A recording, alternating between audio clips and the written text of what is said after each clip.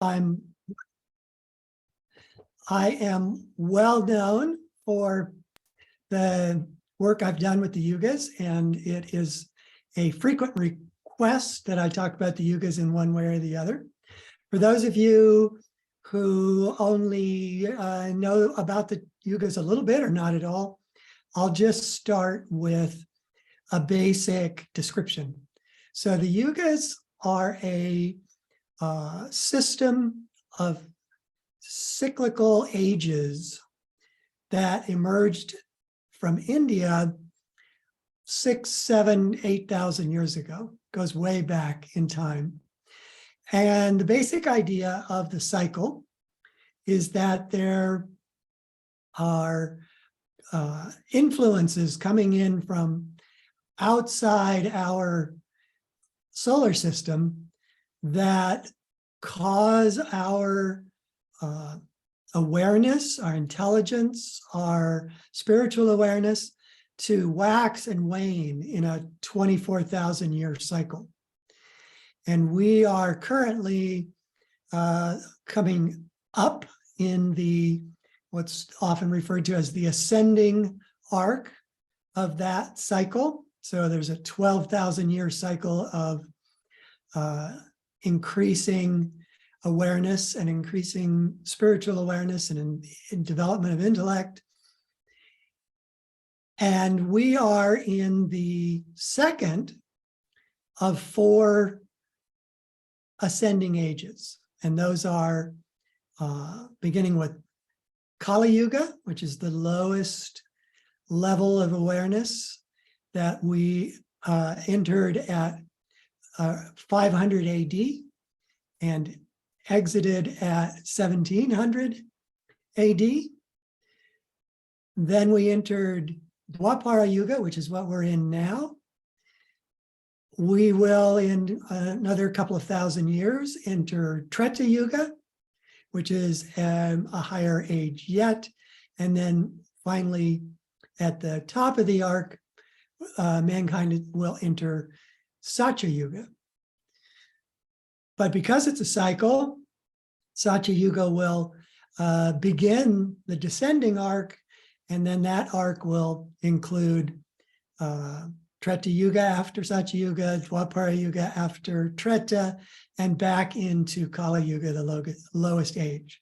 So every 24,000 years, this happens. Now, each age, each of the Yugas has some basic characteristics. And the way Sri Yukteswar, who is the exponent of the Yuga teaching, really, who is the master of Yogananda, described each age in terms of how mankind was able to comprehend reality.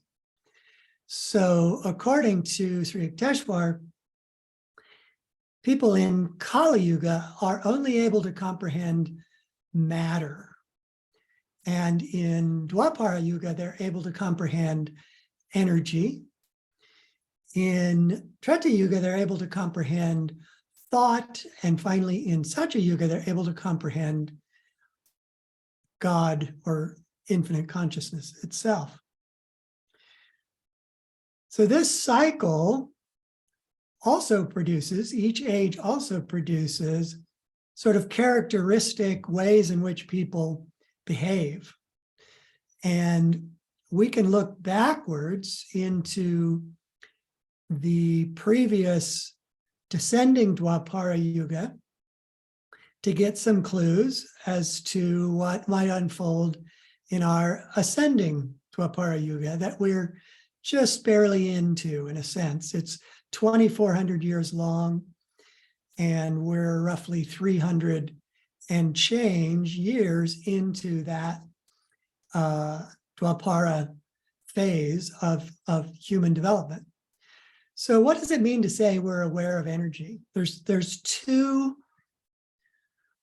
facets to it, or 2 expressions of it. One is the outer, and the other is the inner. So Sri Yukteswar said the outer expression of Dwapara Yuga would be that science would come into its own, and that it would develop for people an appreciation of how energy is the underlying reality of our broader reality, the underlying structure of the broader reality, which we tend to see and experience only as matter.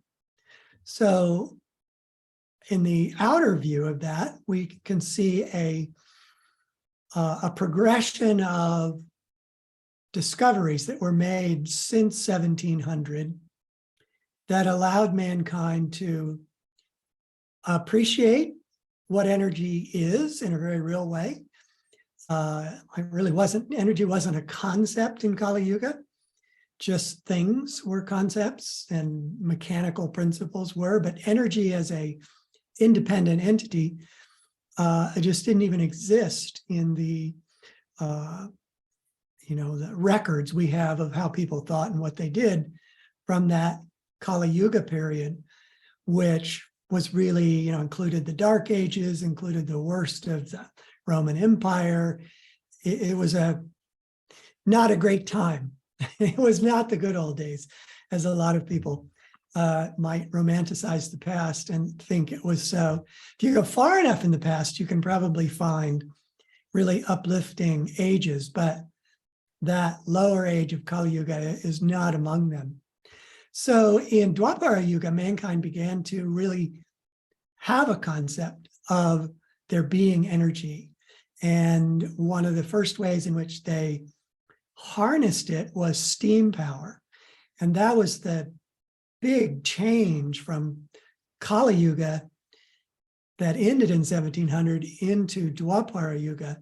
And it ushered in what's known as the Industrial Revolution, where, in a sense, that extra energy that could be harnessed by learning to use steam to power engines vastly multiplied what mankind could do. And so it was a revolution because they were able to build ships, they were able to build railroads, they were able to build bigger buildings. And all of this fueled a huge economic boom. It also coincided with the advent of science. And then in the 1800s, the understanding of what energy was became more refined. It was the century in which electricity was discovered and electromagnetism as a principle was discovered. And that led to the use of electricity in the late 1800s. But it was really the early part of the 1900s when the most world-changing discoveries were made about energy. And emblematic of that is Einstein's special theory of relativity. So Einstein basically caused a revolution in thought because he not only identified energy that affected matter, he explained that matter was energy, that the underlying structure of matter, and part of what Sri Yukteswar predicted would be discovered in Dwapara Yuga, was expressed in his E equals mc squared.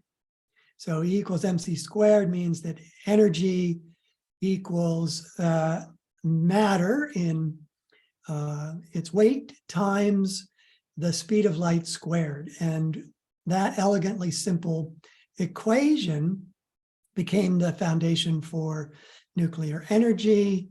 It also became the foundation for other expressions of physics like quantum physics that in turn revolutionized telecommunications.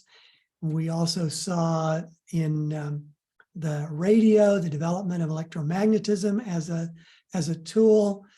So this revolution that happened in the 20th century really dwarfed the revolution, the Industrial Revolution that happened in the 1700s and 1800s, because it was so much more fundamental.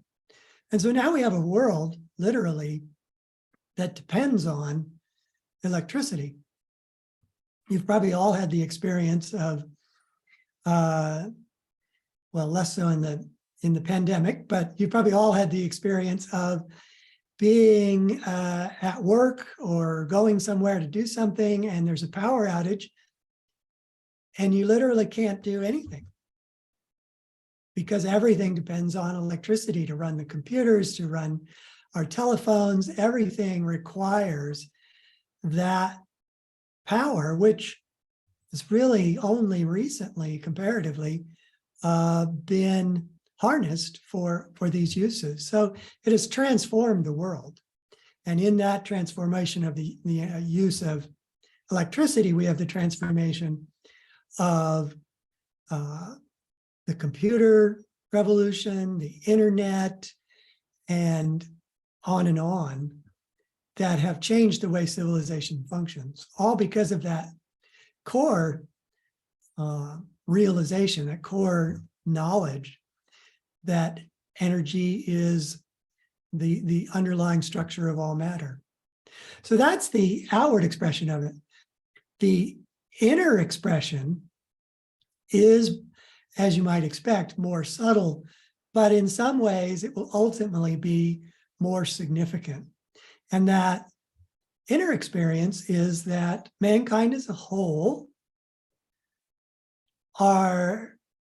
is now coming into bodies that have nervous systems sensitive enough to directly perceive subtle energy. So you've probably all done this, or certainly seen it done, where somebody rubs their hands together and then you kind of pull your hands apart and just tune into what you feel between your palms. And if you do it for a while, you begin to really sense there's something there that you can feel.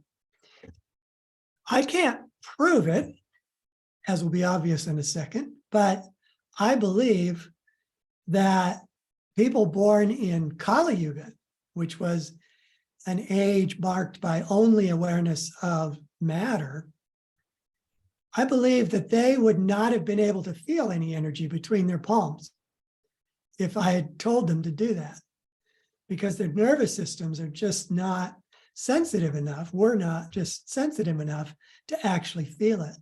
And that is the gift of Dwapara Yuga to those of us who are seeking inner experience, is that we can directly feel, and because we can directly feel, we can begin to direct subtle energy, which is what is known as life force or chi, or any of numerous other terms for the inner energy that flows through our body. It's an inner energy that can be used for healing. It's inner energy that keeps our bodies functioning, literally manifests our bodies according to physics and according to deep spiritual teachings. And it also is the energy that kind of determines our experience of life. So if that energy is strongly directed outwardly all the time, then we will tend to live a life of experiencing through the senses. And that tendency to experience only through the senses will make us tend to seek fulfillment through what we can experience through the senses. So that could be food, that could be accumulating possessions, that could be experiencing pleasure in various ways, from sex to music, to exercise, to dancing, that all of these things are attempts that we make. If that's the only thing we can see, that will make us happy. And that is really a picture of the world we live in, is because most people's inner energy is directed outwardly. Even though most people have access to experiencing their inner energy more subtly without sensory bombardment of other input, yet they choose to direct their attention, to direct their energy outwardly. And so we have a world that surrounds us, which is full of people who are seeking outer satisfaction in one way or another to find their happiness. Now, inner directed energy is not necessarily requiring that one have a spiritual perception. Excuse me. It doesn't require spiritual perception per se to be aware of our inner energy. And so it can be channeled up into higher expression. It can be channeled into serving others, and you get your satisfaction from that feeling of service, that being a channel for service. It can be channeled into a number of positive things. But it also is a tremendous opportunity for all of us in this age to go within and experience subtle energy in our own nervous system, in our own chakra system. And when we do, are successful at that, we discover that happiness is within, that we don't need anything outside ourselves. It's not that making that shift of attention from outside to inside means that you're rejecting the world. It actually makes you more able to behave in the world. It makes you more able to be serviceful to other people, to be loving to other people, because you're not needing it to satisfy you. You can be the one that brings satisfaction to other people, brings happiness to other people. But the real treasure is experiencing God within, experiencing your divine nature within. And the number one way to do that, which I'm sure you all know, is to meditate. And meditation is the art of stilling the body and calming the mind. And when you do that, you naturally feel your own inner energy. And that's why it's the gift of Dwapara Yuga, because it was very hard to experience the divine in Kali Yuga, where it's much easier for us to experience the divine in Dwapara Yuga. And it's very fascinating to me, interesting to me, to see that if you look back in time to descending Dwapara Yuga, which began in 3100 BC and ended in 1200 AD, or 1200 BC, 3100 BC, 1200 BC. If you look back in that period of time, what you will see is that meditation techniques and healing techniques that used subtle energy were born in descending Dwapara Yuga. The meditation techniques that we use today, the vast majority of them come to us from Eastern teachings. And it was the Eastern teachings that maintained a better continuity with the past than did Western teachings. And so brought with that knowledge from the past, these techniques of meditation, which we now find millions of people are adopting because they suddenly work. Meditation, in a way, died out in Kali Yuga, even though the science of it was maintained by a core of, monks, basically, nuns, basically, who maintained it through the almost 2,000 years of Kali Yuga. But nobody practiced it in Kali Yuga because it didn't work. It simply wasn't something that people could easily grasp. And now that Dwapara Yuga has arisen once again, we're finding techniques that are resonant with our understanding today are being put back into purpose in our time. And so we see this explosion of interest in meditation. We see explosion of interest in yoga. We see explosions of interest in traditional Chinese medicine. We see explosions of interest in other subtle forms of healing like acupuncture, because now they work. Now people can be affected and be influenced by that subtle energy that was always there, but unless you had a refined enough nervous system to appreciate it, it wouldn't do anything for you. So people often ask me, what does Dwapara Yuga do for us? I mean, why should we be interested in it? And it's fascinating on the from the outer perspective of the utter transformation of the civilization in the world. I mean, we can, as I am now, just think about this. I'm talking to people all over the world instantaneously. We take this for granted, but even 100 years ago, this was just an impossible dream. And 300 years ago, it wasn't even a dream. This is a miracle of applying energy and science to technology.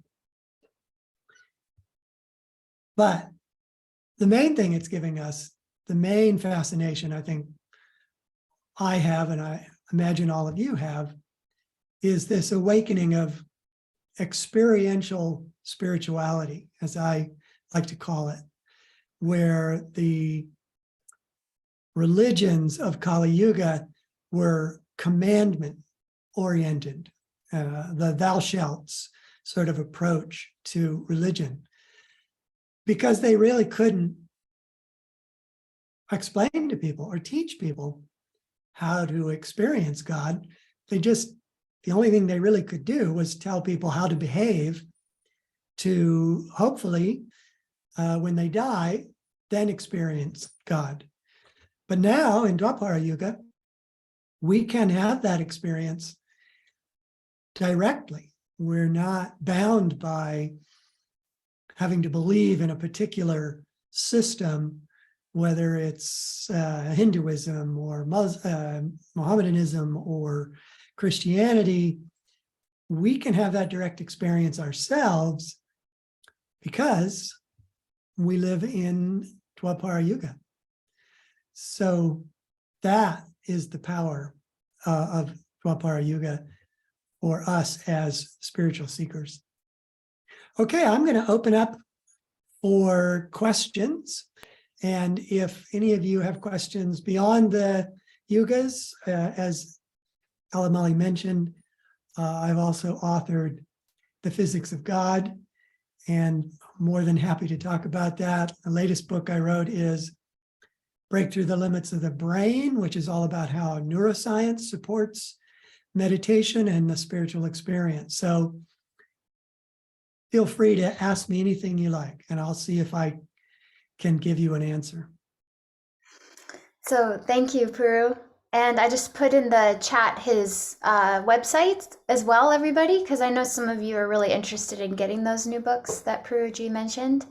But yes, feel free to type in any questions and we'll get them to Puru and he'll be able to share. I do have a question while people are thinking or writing or whatever, but we often hear about how Swamiji talked about Yogananda's Autobiography of a Yogi being like the book ushering in Dwapara, or even that Yoganandaji's like the guru of this age of Dwapara. And I was just wondering if you had any comments about that, having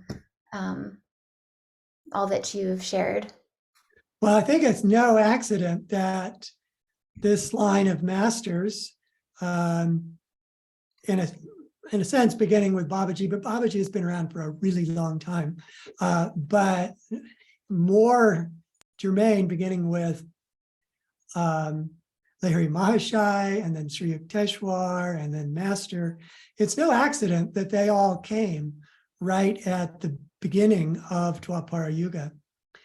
And for those of you familiar with the Autobiography of a Yogi, it is profound the degree to which Yogananda demonstrates, explains the intersection between modern science, which is an energy-based science, and spirituality.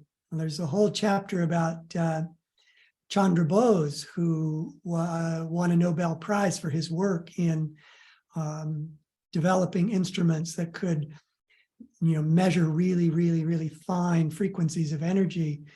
And then, of course, his chapter on the law of miracles, Yogananda spends at least half of that chapter explaining how the theory of relativity connects to masters being able to work miracles. So Yogananda, perhaps more than Sri Yukteswar or Lahiri Mahashai, was speaking to a Western audience. He wanted to bring the Western mind into an understanding of spirituality.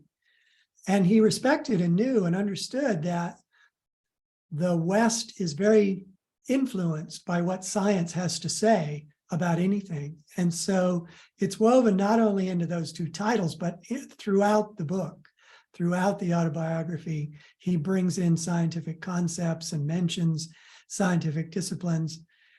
So I think that it's clearly, I don't know if I would go so far as to say it's a blueprint for the entire Dwapara Yuga, but it's certainly an amazing starting point for Dwapara Yuga. And so many of the principles that he mentions will carry on for thousands of years. That was really helpful. Thank you. And we do have some good questions coming in. We have one from Monica in Brisbane, and she's asking if you could share your own greatest transformation of energy awareness, something that perhaps happened to you personally. Well, I don't have a, like standout amazing experience that I can tell people and retell.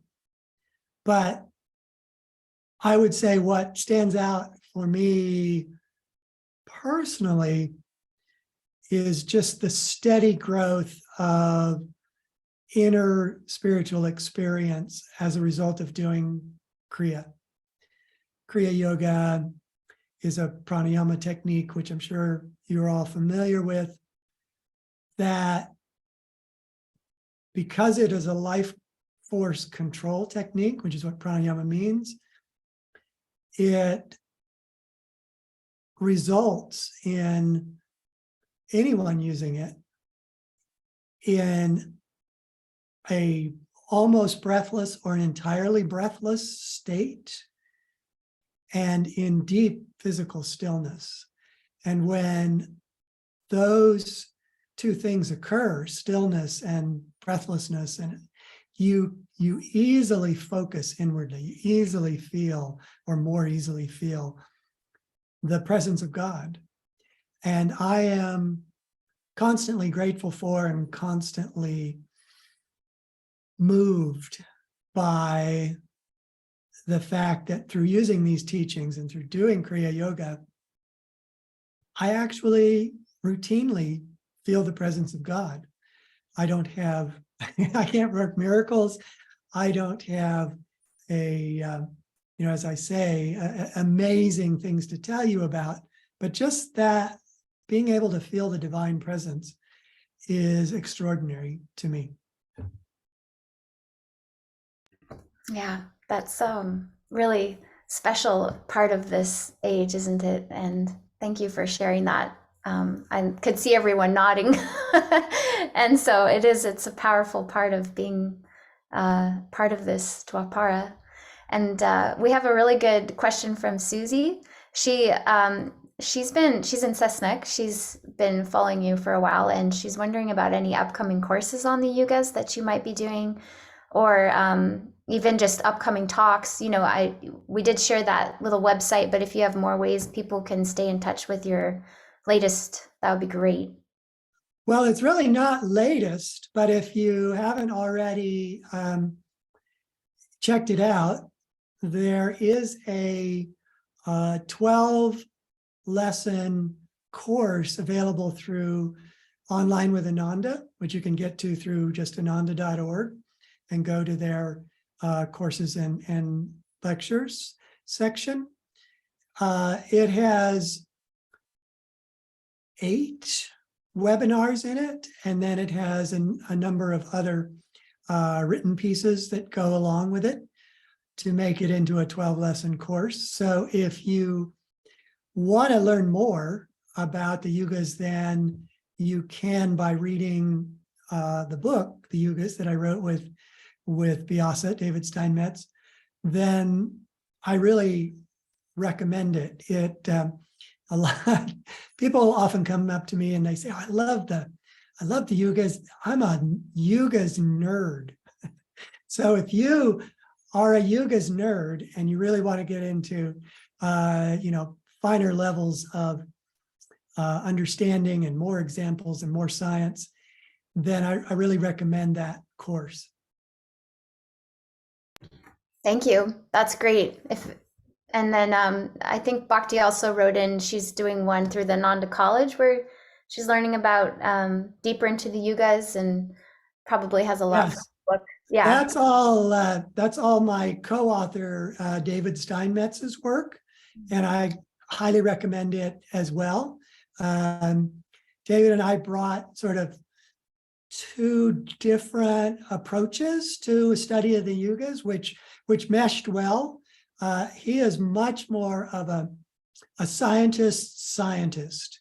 He has gone deep into papers that support the various discoveries in the past, and tends to go into whatever he chooses to go in, whatever facet of it that he chooses to go into, he goes into with great depth.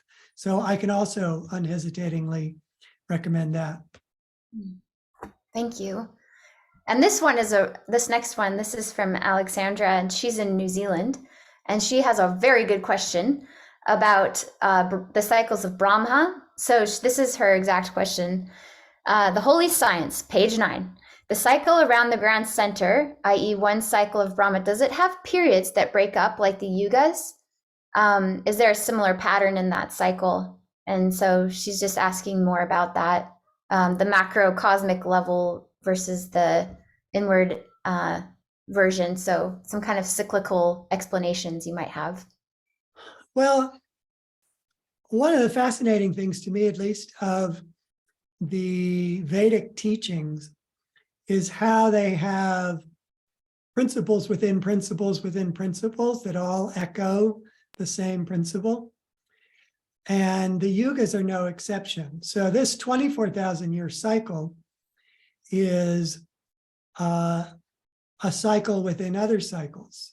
And there are bigger cycles that Swami Kriyananda used to refer to that were in the millions of years. And then, of course, when we get to a day of Brahma, we're talking billions of years. But each one of these cycles incorporates lesser cycles. So that day of Brahma cycle is clearly a outward cycle because it determines the beginning and the end of the entire cosmos, not just the universe, but the entire cosmos. But being cyclical, the day of Brahma begins again and the whole cycle starts over. So the only real way for us to kind of personally graduate from these cycles is not by mastering the cycles themselves, but by transcending the cosmos, by transcending creation and merging with the, as it's described by Yogananda, the unmanifested infinite, which is God. That's such a powerful statement. I'll have to remember that one. Thank you for your answers are just wonderful. Susie's thanked you and others as well. So I know it's really helpful for people to get this opportunity to just ask straight to you, and it's just wonderful. And we have another question from Jenny. She's in the Gold Coast, and she's asking about actually potentially your newer book about the neuroscience and the unlimited brain. She says, I'm going to get that very soon. Could you please share the relationship between mind, brain, and consciousness, and understanding that the mind is subtle, the brain is the physical organ, but it's affected by the mind and consciousness. And she'd love to hear more about the science around these things. Well, that's a fabulous question. It actually goes to the heart of the book, Break Through the Limits of the Brain. And I titled it Break Through the Limits of the Brain because I really wanted people to relate to the book, not as just one more book about neuroscience, but as an imperative for us to not be limited by our brain, because our mind and consciousness are so much more vast than anything the brain can do. So to get into the neuroscience just a little bit, and if you already have any background in neuroscience, you'll know how much depth there is to the discipline. But for me, the important thing to convey was that the brain doesn't produce consciousness. This is the common mainstream assumption in the Western world, probably most of the Eastern world as well, that the 100 billion neurons that we have in our brain interconnect in all these many, many different ways. And as a result of all those interconnections and all those interactions, there's sort of this storm of electric or magnetic or quantum activity that somehow or another results in consciousness coming into existence in us individually, like a light bulb lighting up. But there's actually no proof of any kind that the brain creates consciousness. There are lots of conjectures. They're not even really theories. A theory, technically in science, is something that you can test. A theory gives you a structure in which you can come up with hypotheses, and each one of those hypotheses can be tested by experimentation. But there aren't any really existing theories of how the brain can create consciousness. Now, this may sound amazing or bizarre or unbelievable, given how strongly and popularly believed is the notion that the brain creates consciousness. I mean, you ask just about anybody and they say, oh yeah, brain creates consciousness. Anybody knows that. And it's only an expression of how powerful scientific materialism is. Scientific materialism is the school of thought that is dominant in scientific circles, that the only things that exist are matter and energy, and that everything that occurs from the smallest to the largest, from living systems to the farthest stars, are all the result of matter-energy interactions and nothing more.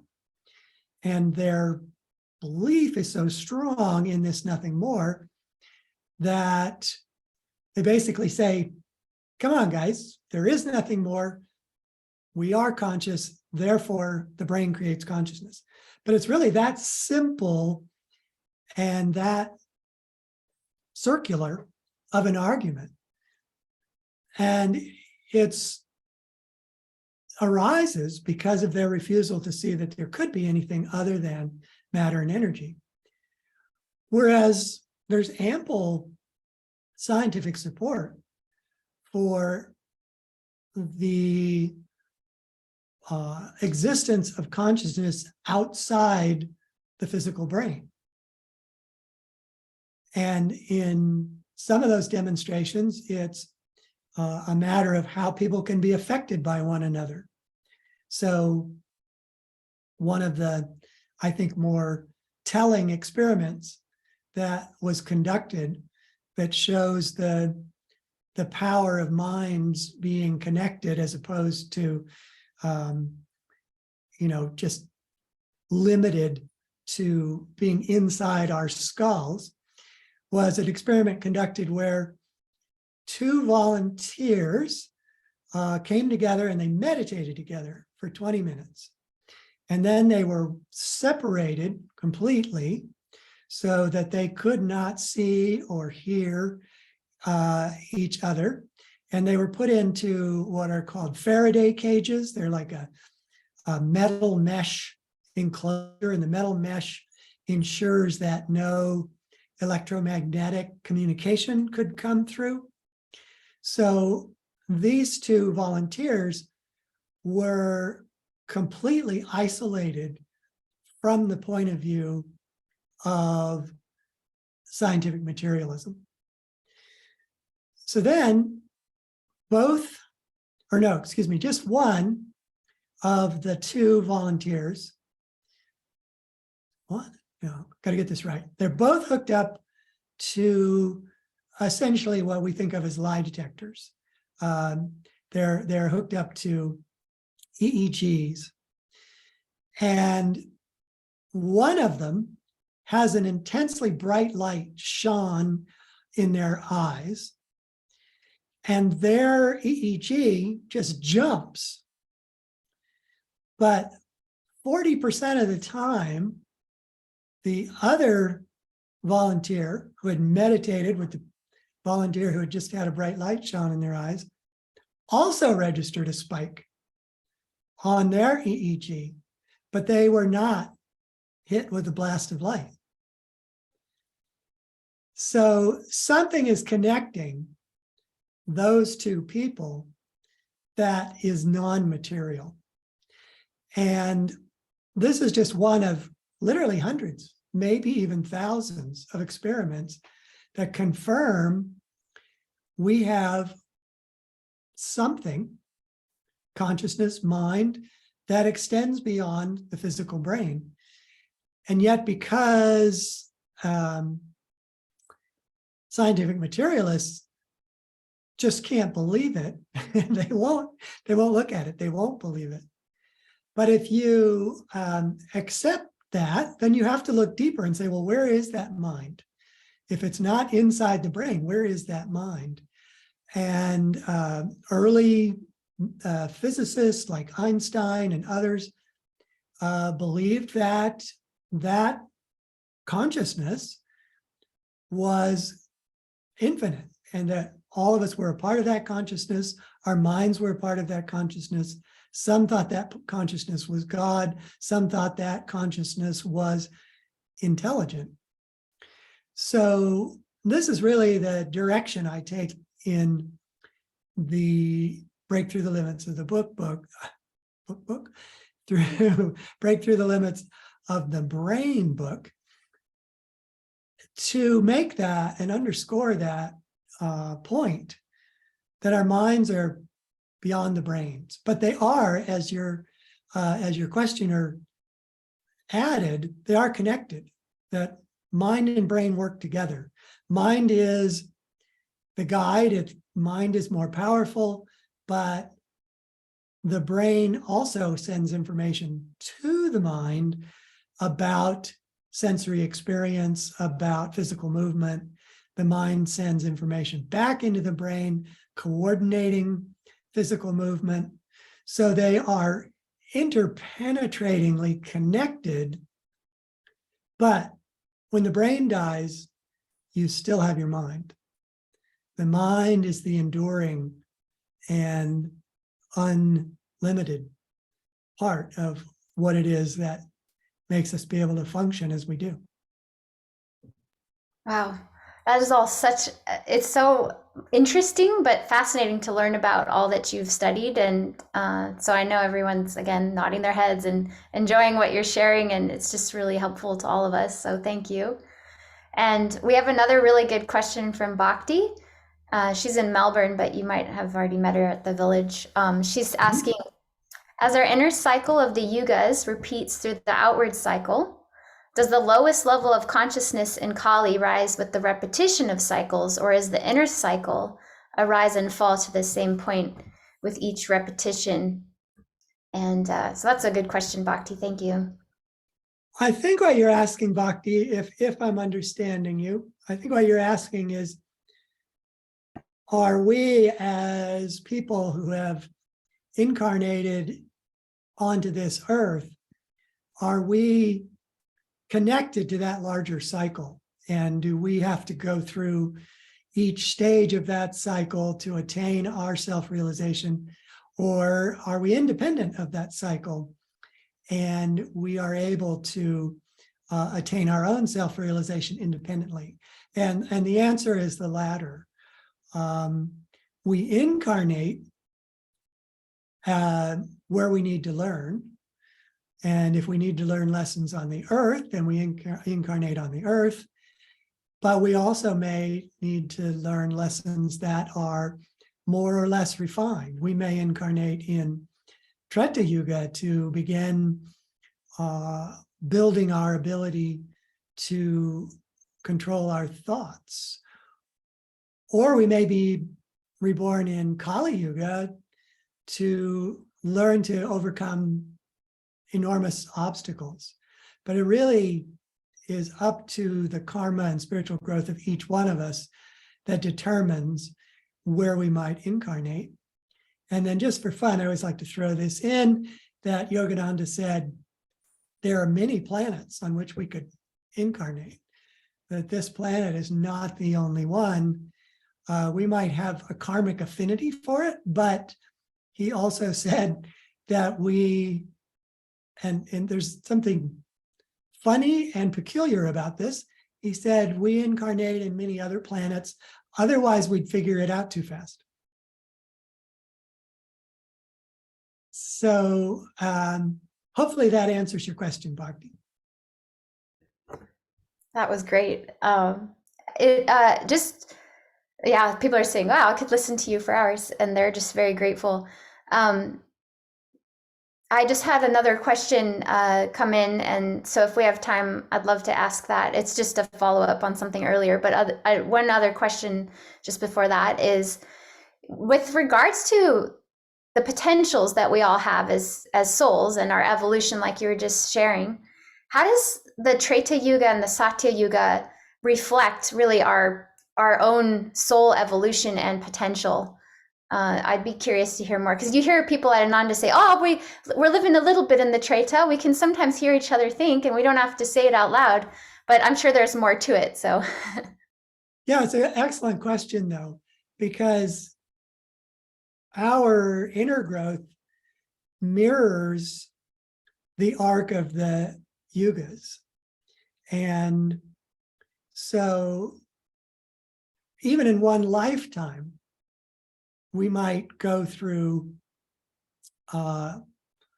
times in our own life that mirror each one of those yugas, even though we're physically living in Dwapara Yuga. So childhood is a very Kali Yuga time because we're really, as children, we're trying to figure out how these physical bodies work. And we touch and push and break and eat and, we just work our way through tactile sensory experience as rapidly as possible without any more subtle awareness than that. Once we reach, and it would be different for every person, but once we reach the point where we have mastered our body to some extent, then we start to use it with much more purpose. So we start to direct our own energy, our own life force, to getting the body to perform in ways that we want it to do. That might be learning to play the piano. It might be playing tennis. It might be hiking, biking, any of thousands of different ways in which we could put the body to use. But it comes with this learning to use our will to direct our energy to do things. And then at some point in our life, we start to use our brain. We start to use our mind as a tool. We learn not just that we can think. Small children think, and people who are diving into exploring their physical abilities, they think, but there's a level of difference when you start to deliberately think. And I think this is one of the things that tends to happen in our early 20s, but not necessarily. My wife began to think when she was like 12.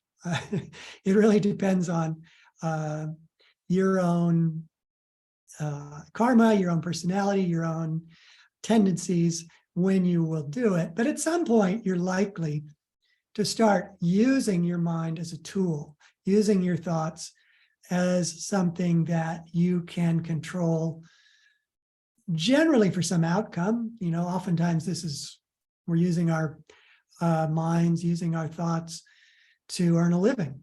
Or even if we have a very physical livelihood, we're still using our mind to determine what we do and how we do it. And then finally, at some point in people's lives, there will be a recognition of inner realities, a recognition that what we experience matters, that the feelings that we have, the emotions we have, the day-to-day life experience is crucial to our happiness. And often that's the point where we inwardly, we're looking for something that is beyond physical abilities and mental abilities, but really is the ability to be happy. So even in one lifetime, we might do that arc. And then in every lifetime thereafter, we will tend to do that arc until we finally can do the whole arc perfectly and achieve self-realization. That's such an encouraging way to end our beautiful time with you today. And I know it gives all of us hope that not only will we as individuals continue to evolve, but all of us here on the planet. And we all need that hope, I'm sure. It's a good thing. So I encourage everyone to look into this more with all the content that Puru has created, and his books are amazing. And I always like to share that He also has that sci-fi series. It's one of my favorites that he's written. I think there's 6, right, Puru? Or there's No, four, there are 3, but the 3 became 1. For right. those of you who like sci-fi, fantasy kind of genre, which I read a lot of, I decided at some point that I'm going to write one the way I would like it to be. I would like it to include spiritual truths, and I would like the heroes to be advanced people, high-minded people who are serving humanity in sensitive ways, rather than superheroes who are crashing into each other at light speed and somehow or another surviving it. So I wrote a book that I would like to read. And then I wrote another one, and I finally wrote a third one, and I decided I would just put them all together into one bigger book. And it's available for free on my website. So if you go to josephselby.com and go to books, you'll see a list of all that I've been talking about, plus a link to do the free download of a PDF of that book. For those of you who might have read, one never can assume, the first 2, this third one that makes the whole a trilogy. You have to write a trilogy if you're going to write fantasy.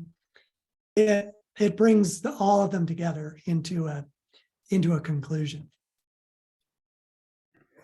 Yes, and they're great. I just have to say they're so nice because they're still the teachings, but in a way we can all really enjoy and take in. So, and thank you from all of us. Everyone's sharing so much their gratitude, and we've just really enjoyed having you with us today, Puru. And we would love to end together with our sending out of our ohms into the world. So we'll just take a moment now, everyone, just sitting upright and bringing your awareness to the point between the eyebrows.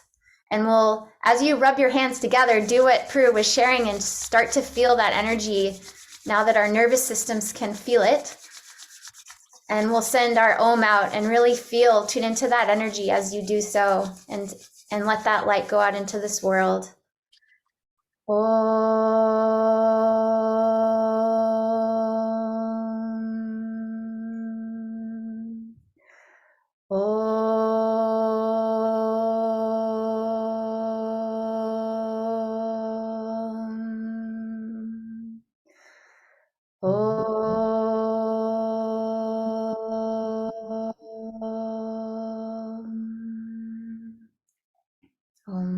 Peace. Amen. Thank you, everyone. Thank you, Puru. Nice to spend time with you all. Let's do it again. Yes. Bye-bye. Happy Bye-bye. Sunday. Or Saturday, Puru. Still Saturday here. Bye. Bye-bye.